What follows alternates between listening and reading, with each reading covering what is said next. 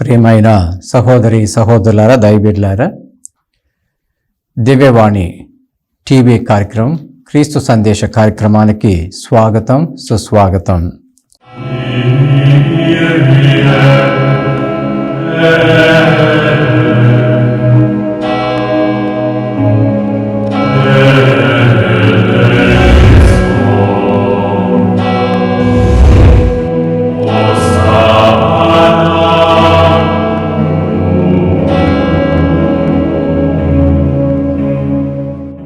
ప్రియమైన సహోదరి సహోదర దైవబిడ్డలారా, మానవుడు జీవితంలో ఏదో సాధించాలని, ఏదో చేయాలని తపన పడుతూ ఉంటాడు.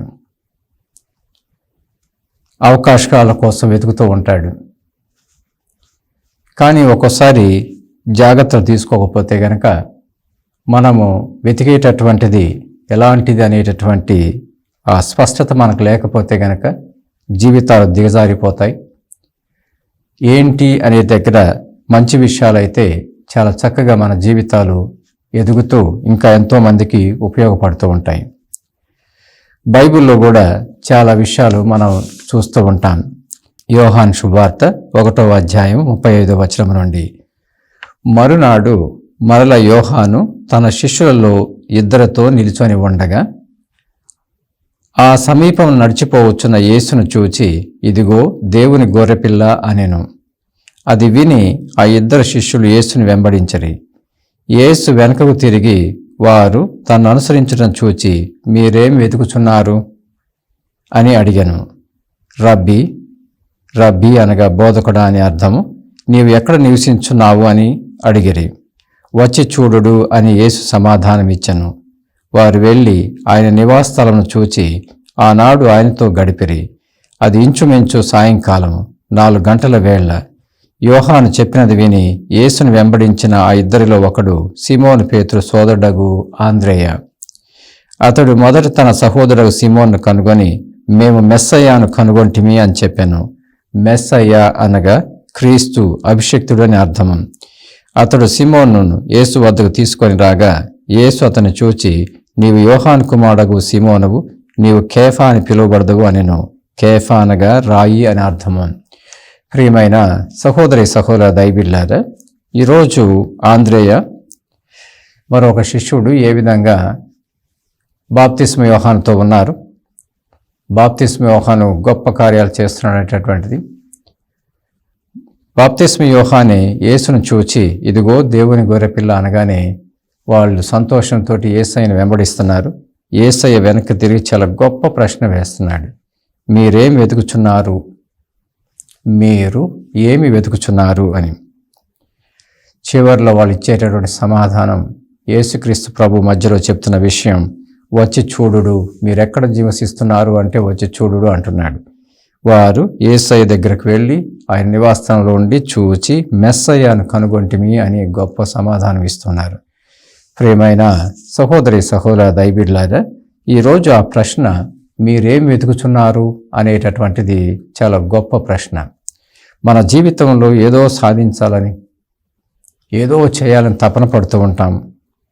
అనేక అవకాశాల కోసం వెతుకుతూ ఉంటాము. ఈరోజు బాప్తిస్మ యోహాను దగ్గర 2 శిష్యులు నిలబడి ఉండగా వారికి వచ్చిన గొప్ప సదావకాశం యేసయ్యను బాప్తిస్మ యోహాను పరిచయం చేయటం. అది తెలుసుకొని ఆయన వెంబడించడం. ఆయన వెంబడిస్తూ ఉండగా మీరేం వెతుకుతున్నారని యేసయ్య అడిగ్గా, మీరెక్కడ నివసిస్తున్నారు అంటూ యేసయ్య రండి చూడండి అనేటటువంటిది. ఆ తర్వాత వాళ్ళు కనుక్కున్నది, మేము మెస్సయ్యను కనుగొంటిమి అనేటటువంటిది. ప్రియమైన సహోదరి సహోదర దైవబిడ్డలారా, what are you searching for? చాలా గొప్ప ప్రశ్న, మీరేం వెతుకుతున్నారు అని. జాగ్రత్తలు పడకపోతే మన జీవితాల్లో చాలాసార్లు ఏం వెతుకుతూ ఉంటామంటే గనక సౌకర్యవంతమైన జీవితం కావాలి, ఆదాయం పెరగాలి, బాగా డబ్బులు ఉండాలి, అధికారం ఉండాలి, మాకు కీర్తి ప్రతిష్టలు రావాలి,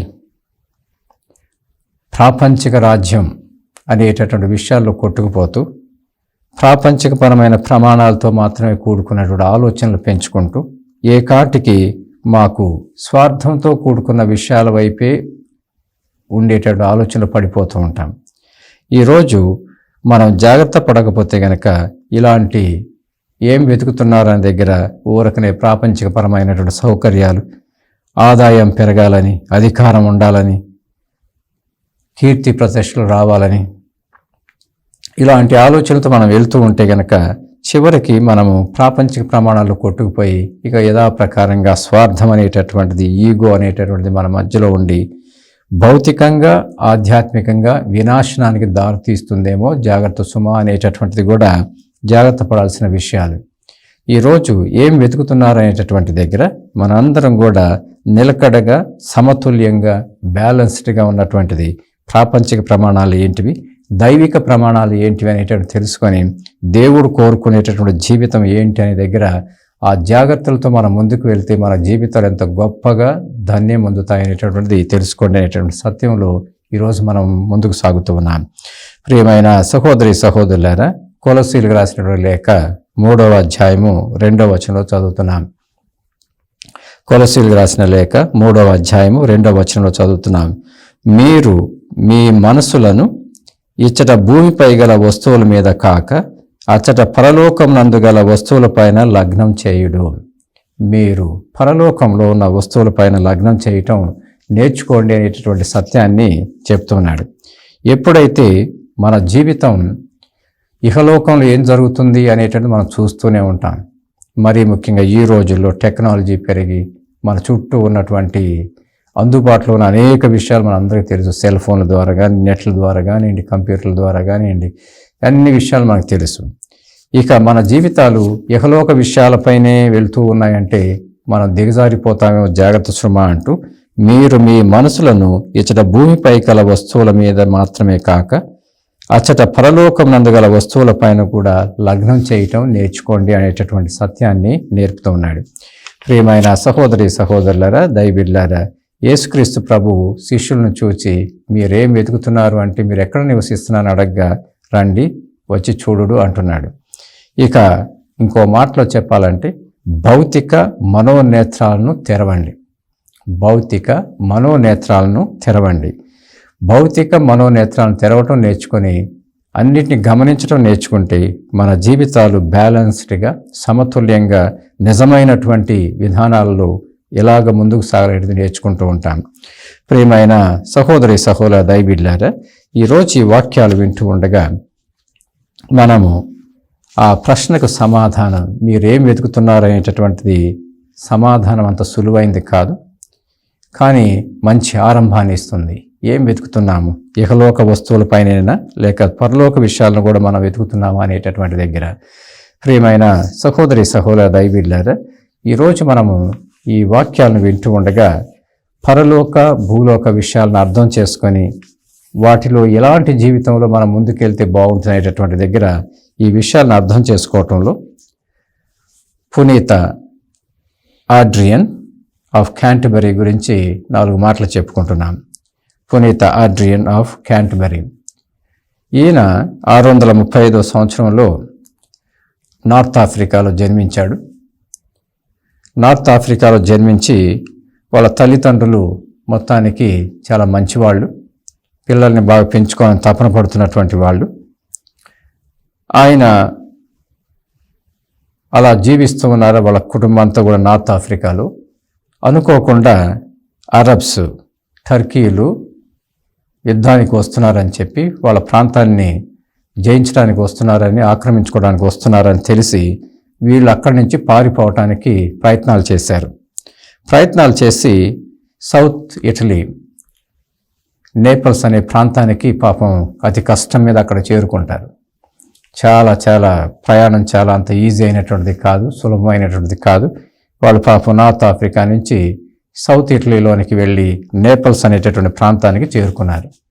ఇక అక్కడ వాళ్ళు తమ జీవితాన్ని సాగించడానికి మన అందరికీ తెలుసు, ఒక ప్రాంతం నుంచి ఇంకో ప్రాంతానికి అలా వెళ్తే చాలా కష్టాలు పడాల్సి ఉంటుంది. వాళ్ళు ఏ విధంగా నేపల్స్ అనే ప్రాంతానికి వచ్చి ఇటలీ దేశంలో అక్కడ తమ జీవితాన్ని సాగించడానికి ప్రయత్నాలు చేస్తూ ఉండగా ఆడ్రియన్ అక్కడ బెనడిక్టైన్ మఠవాస ఫాదర్స్ని బ్రదర్స్ని చూస్తాడు. బెనడిక్టైన్ మఠవాస ఫాదర్స్ని బ్రదర్స్ని చూస్తాడు. వాళ్ళ జీవితాలు చాలా గొప్పగా అనుకోని రీతిలో ఏదో గొప్ప విషయాలు చేస్తున్నారనే తపన ఆయనలో కలుగుతుంది. కలిగి ఏం చేస్తున్నారు వీళ్ళు ఎట్లా ఉంటారు, ఆ డ్రెస్ కోడ్ కానివ్వండి అదంతా కూడా ఏ విధంగా ఒక నూతనంగా ఆయనకి కనపడుతూ ఉన్నారు. ఆయన పునీత ఆడ్రియన్ వాళ్ళ దగ్గరికి వెళ్ళి ఏం చేస్తున్నారు చాలా జాగ్రత్తగా చూస్తూ చిన్న చిన్నగా నేను చదువుకుంటానని చెప్పి ఆ మంక్స్ మఠవాసుల దగ్గరికి వెళ్ళి చదువుకోవటం మొదలుపెట్టాడు. వాళ్ళలాగా మారాలని తపనపడి ఆ బెనడిక్టైన్ మఠవాసంలో ఉన్న పెద్దవారికి చెప్తాడు, నేను కూడా మీ యొక్క సభలో చేరాలనుకుంటున్నాను అనేటటువంటిది. వాళ్ళన్నీ కూడా అబ్జర్వ్ చేసి ఆయన్ని తీసుకుంటారు. తీసుకున్న తర్వాత ఇక ఆయన పవిత్ర గ్రంథ పఠనంలో కానివ్వండి, ఇక ఫిలాసఫీ థియాలజీ కానివ్వండి, ఇట్లాంటివన్నీ కూడా చాలా శ్రద్ధతోటి చదవటం మొదలు పెడుతున్నాడు. బాగా నేర్చుకున్నాడు. ఇక త్వరలో అనుకోకుండా ఆయన అధికారిగా మారతాడు. అధికారిగా మానస్ట్రీ పెద్దగా మారతాడు. అక్కడ ఆయన పెద్దగా ఉండి ఇక వస్తున్నటువంటి కొత్త వాళ్ళు కానీ పాత వాళ్ళు కానీ ఎలాంటి జీవితం జీవించాలని దగ్గర చాలా గొప్పగా జీవితాన్ని సాగిస్తున్నాడు. చిన్నగా అక్కడికి ఒక రాజు వచ్చి ఆ మఠవాసానికి వచ్చి రాత్రిపూట అక్కడ ఉన్నారు. ఈ ఆడ్రియన్ జీవితాన్ని చూసి తనలో ఉన్నటువంటి జ్ఞాన విజ్ఞానాలను చూసి ఎంత తెలివైన వాడు ఈ ఫాదర్ గారు అని చెప్పి ఒక గొప్ప ఆలోచనలో పడి ఒకసారి రాజు పాపు గారి దగ్గరికి వెళ్తాడు. పాపు దగ్గరికి వెళ్ళినప్పుడు ఆ రోమ్ నగరం ఉన్న పాపు గారి దగ్గరికి వెళ్ళినప్పుడు మాటల్లో సెయింట్ ఆడ్రియన్ పునీత ఆడ్రియన్ గురించి 4 మాటలు పాపు గారితో చెప్తాడు.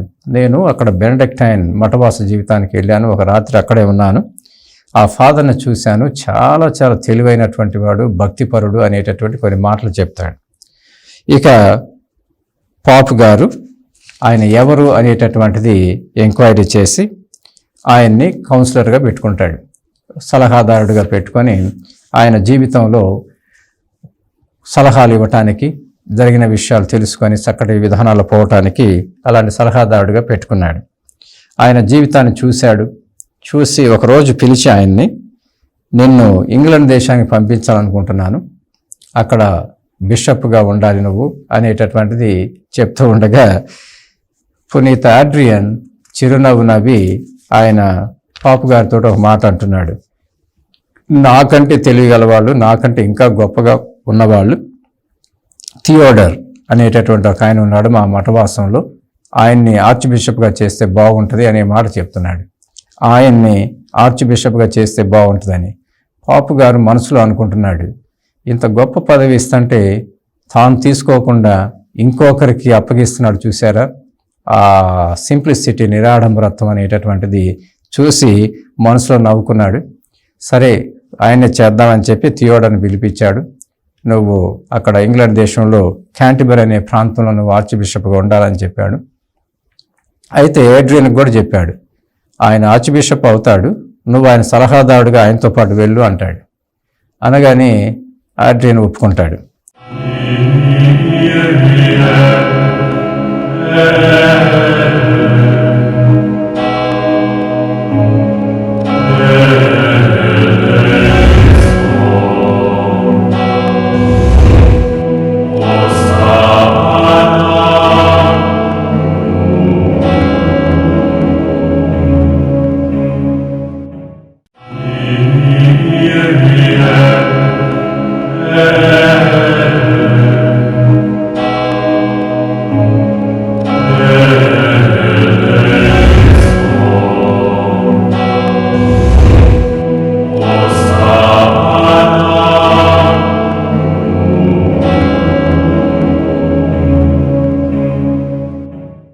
ప్రియమైన సహోదరి సహోదర దైబిడ్లారా, 668వ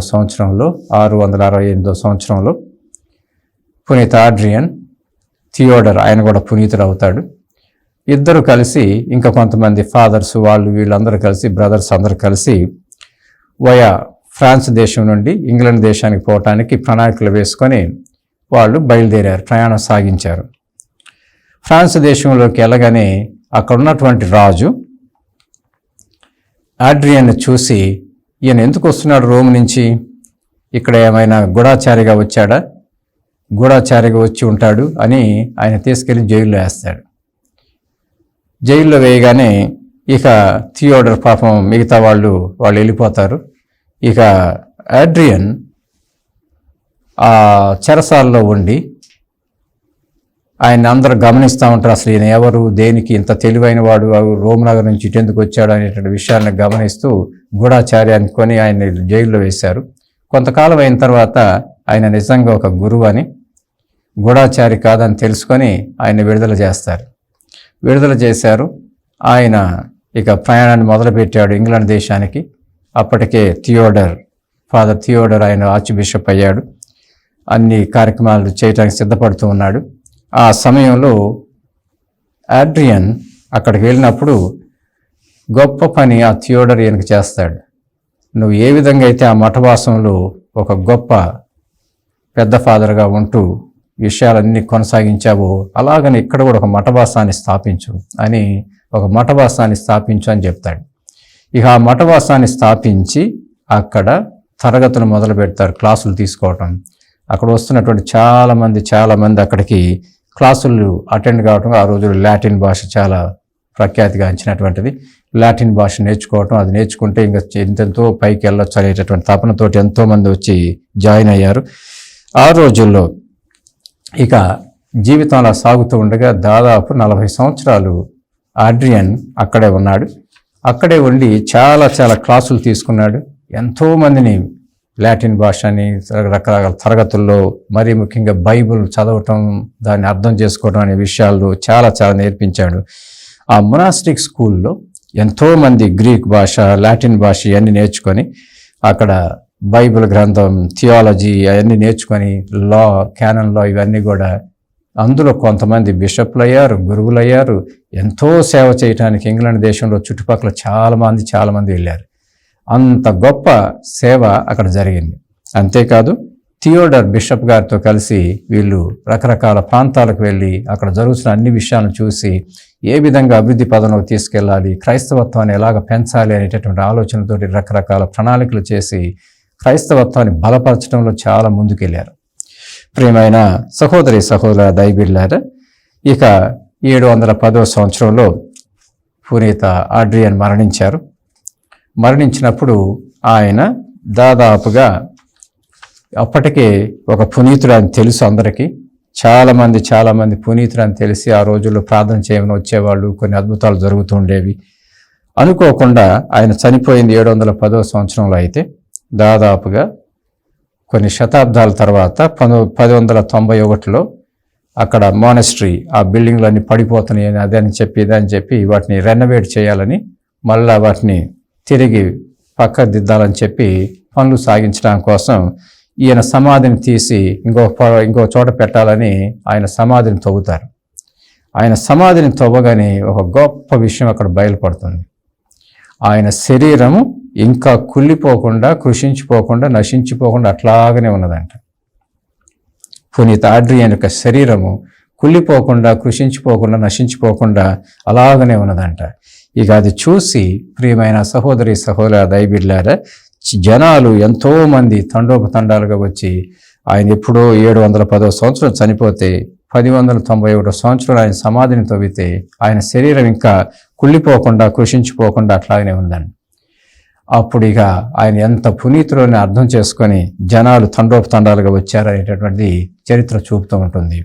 ప్రియమైన సహోదర దైబిళ్ళారా, ఎన్నెన్నో అద్భుతాలు ఆ ప్రాంతంలో జరుగుతున్నాయని, ఆయన శరీరం ఇంకా కుళ్ళిపోకుండా, కృషించిపోకుండా అట్లాగే ఉన్నదనేటటువంటి సత్యాన్ని మనము ఆయన జీవితం ద్వారా చూస్తున్నాం.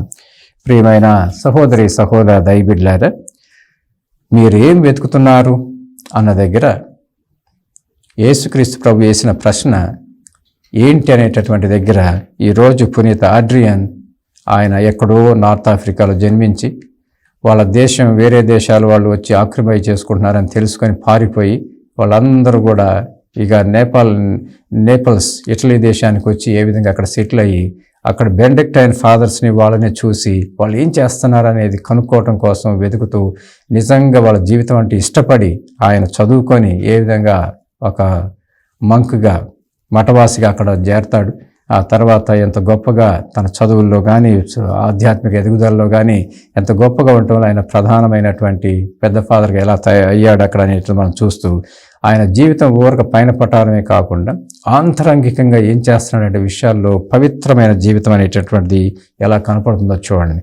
అందుకని పేతురు గారు రాసిన మొదటి లేఖ 2వ అధ్యాయము 9వ వచనంలో చదువుతున్నాం. పేతురు రాసిన మొదటి లేఖ 2వ అధ్యాయం 9వ వచనం చదువుతున్నాం. మీరు ఎన్నుకొనబడిన జాతి, రాజరికపు యాజక బృందం, పవిత్రమైన జనము, దేవుని స్వంత ప్రజ, దేవుని అద్భుత కార్యాలు ప్రకటింప ఏర్పరచబడిన వారు అని ఎంత చక్కగా అక్కడ రాయబడి ఉన్నది. మనమందరం కూడా క్రైస్తవ కథోలికులంగా ఊరక ఏం వెతుకుతున్నారు అన్న దగ్గర ఊరక ప్రాపంచికపరమైనటువంటి సౌకర్యాలు, ప్రాపంచికపరమైన అధికార దాహాలు, ప్రాపంచికమైన ఆస్తులు పాస్తులు ఇవే కాదు. మరీ ముఖ్యంగా నిజమైనటువంటి మన మనసులోని పరలోకమునకు తిప్పి దేవుడు ఏం కోరుకుంటున్నాడనే విషయాల్లో ఎలా ఎదుగుతున్నాం అనేటువంటి విషయాల దగ్గర జాగ్రత్తలు తీసుకుంటే పునీత ఆడ్రియన్ ఎప్పుడో 710 సంవత్సరం చనిపోతే 1091 సంవత్సరంలో ఆయన యొక్క సమాధిని తెరవిస్తే అక్కడ ఎలాంటి గొప్ప అద్భుతం అక్కడ కనపడుతుంది. దేవుడు చిత్తానుసారంగా జీవించడం నేర్చుకుంటే దేవుడు మన చెయ్యిని వదలడు అనేటటువంటిది, ఎంత గొప్ప జీవితం వైపు నడిపిస్తాడనేటటువంటిది దేవుడు ఈరోజు మన అందరూ కూడా చూపిస్తున్నాడు. ప్రియమైన సహోదరి సహోదర దైవబిడ్డలారా, ద్వితీయోపదేశ కాండం 7వ అధ్యాయము 6వ వచనాన్ని చదువుతున్నాం. ద్వితీయోపదేశ కాండం 7వ అధ్యాయము 6వ వచనాన్ని చదువుతున్నాం. మీరు ప్రభువుకు పవిత్ర ప్రజలు, ప్రభువు ఈ భూమి మీద జనులందరిలో మిమ్మే తన సొంత ప్రజగా ఎన్నుకొనెను. మరి ఆయన స్వయంగా మిమ్ము ప్రేమించెను గనుక మీ పితరులతో తాను చేసుకున్న వాగ్దానం నిలబెట్టుకోగోరెను కనుక మిమ్ము ఎన్నుకొనెను. 9వ వచనంలో చదువుతున్నాం. కావున మీ దేవుడైన యావే ఒక్కడే నిక్కముగా దేవుడని తెలుసుకొనడు. అతడు నమ్మదగినవాడు. ఆ ప్రభువు తనను ప్రేమించి తన ఆజ్ఞను పాటించు వారిని కరుణించును. 1000 తరముల దాకా వారితో తన ఒడంబడిక నిలుపుకొనును అంటూ ఎంత గొప్ప వాక్యాన్ని పాత నిబంధనలో కూడా మన దేవుడు యావే దేవుడు ఎంత గొప్పవాడు అనేటటువంటి చూపుతూ ఆయన ఎంత కరుణామయుడు ప్రేమామయుడు అనేటటువంటి తెలియచేస్తూ మీ దేవుడైన యావే ఒక్కడే నిక్కముగా దేవుడు అని తెలుసుకొనడు. అతడు నమ్మదగినవాడు. ఆ ప్రభువును తన్ను ప్రేమించి తన ఆజ్ఞలను దేవుడిచ్చిన ఆజ్ఞలను పాటించు వారిని కరుణించును. 1000 తరముల దాకా వారితో తన ఒడంబడికను నిలుపుకొనును అంటూ మనల్ని దేవాది దేవుడు ఎంత గొప్పగా దీవిస్తున్నాడో అర్థం చేసుకోండి అనేటటువంటి సత్యాన్ని ఈరోజు మనకు గుర్తు చేస్తూ ఉన్నాడు. ప్రియమైన సహోదరి సహోదరులారా, కనుక నేను ఈనాడు మీకు ఆదేశించిన ఆజ్ఞలను విధులను చట్టములను తూచా తప్పకుండా పాటింపుడు. మీరు ఈ ఆజ్ఞను సావధానంగా విని వానిని జాగ్రత్తగా పాటింతురేని ప్రభువు పూర్వం మీ పితరులకు మాట ఇచ్చినట్లే మీతో తన ఒడంబడిక కొనసాగించును, మేము కరుణతో ఆదరించును అంటూ దేవాది దేవుడి యొక్క గొప్పతనాన్ని మోషే ప్రవక్త ఎంత చక్కగా చెప్పేస్తున్నాడు.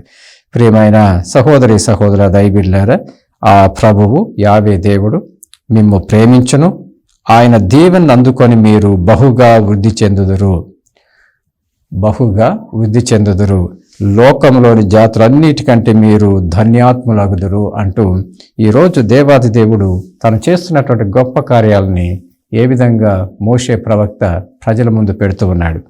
ప్రియమైన సహోదరి సహోదర దైవబిడ్డలారా, ఈరోజు కొరింథీయులకు రాసినటువంటి మొదటి లేఖ 6వ అధ్యాయము, కొరింథీయులకు రాసిన మొదటి లేఖ 6వ అధ్యాయము, ఈరోజు చాలా చక్కటి మాటలు అక్కడ వింటూ ఉన్నాం.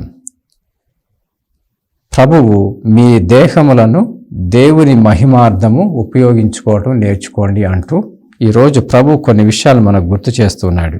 ప్రియమైన సహోదరి సహోదర దైవబిడ్డలారా, కొరింథీయులకు రాసిన మొదటి లేఖ 6వ అధ్యాయం 17వ వచనంలో చదువుతున్నాం. ప్రభువుతో ఐక్యం చెందువాడు ఆధ్యాత్మికంగా ఆయనతో ఒకటి అగును. 19వ వచనం చదువుతున్నాం. మీ శరీరము మీ యందు వసించు పవిత్రాత్మకు ఆలయమని మీకు తెలియదా?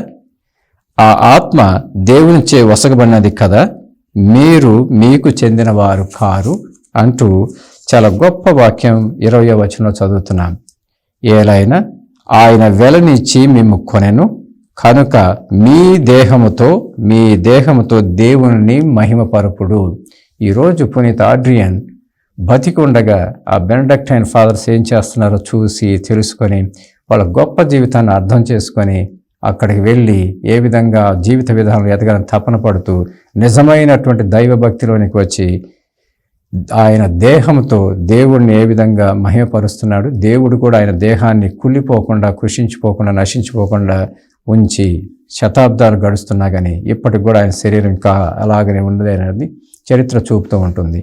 ప్రియమైన సహోదరి సహోదర దైవబిడ్డలారా, ఈరోజు మనందరినీ కూడా దేవుడు 18వ వచనంలో అంటున్నాడు. కొరింథీయులకు రాసిన మొదటి లేఖ 6వ అధ్యాయం 18వ వచనంలో, వ్యభిచరింపకుడు మానవుడు చేయు ఏ ఇతర పాపమైన అతని శరీరమునకు వెలుపల ఉండును, కానీ వ్యభిచరించు వ్యక్తి తన శరీరమునకు వ్యతిరేకంగా పాపం చేయుచున్నాడు అంటూ ఈరోజు మనందరినీ కూడా నేను ఏది ఏమైనా 6వ అధ్యాయం 12వ వచనంలో నేను ఏదైనాను చేయవచ్చునని ఎవరైనా పలకవచ్చును, నా ఇష్టం వచ్చినట్టు నేను చేస్తాను, నా ఇష్టం వచ్చినట్లు చేస్తాను అంటూ నేను ఏదైనా చేయవచ్చునని ఎవరైనా పలకవచ్చును, నిజమే, కానీ అన్నీను మీకు మంచివి కావు. నేను ఏదైనా చేయవచ్చునని నేను చెప్పవచ్చును, కానీ ఏదైనా నన్ను బానిసగా చేయుటకు నేను ఒప్పుకోను అంటూ పునీత పౌలుడు ఎంత చక్కగా నేనేదైనా చేయొచ్చు, నా ఇష్టం వచ్చినట్టు చేస్తాను, అది కాదు మనం చేయాల్సినటువంటిది. మనం తెలుసుకోవాల్సినటువంటి గొప్ప విషయము మన దేహములతోటి దేవునికి మహిమ కలిగేటటువంటి జీవితం, పవిత్రమైన జీవితం అంటే ఏంటో తెలుసుకోండి అంటూ ఈరోజు మన జీవితంలో దేవుడు ఇచ్చిన 10 ఆజ్ఞలను పాటించడం, దేవుడు చూపిన ఆ బైబిల్ గ్రంథాన్ని అర్థం చేసుకొని మన జీవితాన్ని ధన్యమనుచుకోవడం నేర్చుకుంటే దేవుడు మన చెయ్యి వదలడు. మన ద్వారా ఇంకెంతో మందిని దేవుడి సన్నిధి తీసుకొచ్చే గొప్ప బిడ్డలుగా మనం తీర్చిదిద్దుతాడు. ఈరోజు పునీత ఆడ్రియన్ యొక్క శరీరం ఇంకా కుళ్ళిపోకుండా, కుషించిపోకుండా ఆయన శరీరంతో దేవుడిని ఏ విధంగా మహిమపరుస్తున్నాడు. మీ శరీరము మీ యందు వసించు పవిత్రాత్మక ఆలయమని మీకు తెలియదా? ఆ ఆత్మ దేవునిచే వసగబడినది కదా, మీరు మీకు చెందిన వారు కాదు. ఏలైనా ఆయన వెలనిచ్చి మేము కొనెను కనుక మీ దేహముతో దేవుని మహిమపరుపుడు అంటూ దేవుడిచ్చిన గొప్ప ఆజ్ఞను అర్థం చేసుకొని పాటించడం నేర్చుకుంటే ఎంత గొప్పగా మన జీవితాలు మారుతాయని చూపిస్తున్నాడు. ఈరోజు మనందరం కూడా ఏం వెతుకుతున్నాం అన్న దగ్గర దేవుని యొక్క జీవిత విధానం, చూపిన జీవిత విధానాన్ని అర్థం చేసుకునే శక్తిని, బలాన్ని ప్రసాదించి మనం కూడా గొప్ప విషయాలు చేయటంలో దేవుడికి తగినటువంటి బిడ్డలుగా ఎదగాలని ప్రత్యేకంగా ప్రార్థన చేసుకుందాం. పిత పుత్ర పవిత్రాత్మ నామమున ఆమేన్.